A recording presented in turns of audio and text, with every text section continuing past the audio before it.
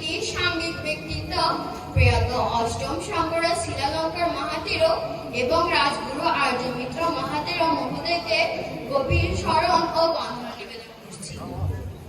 একই সাথে দারুত্তম শুভ কঠিন শিব দান অনুষ্ঠানে সমবেত পূজনীয় ভিক্ষু সংঘকে জানাচ্ছি আন্তরিক বন্দনা এবং সুধী উপস্থিত মহোদয় ও মহোদয়াদের জানাচ্ছি শ্রদ্ধা ও নমস্কার।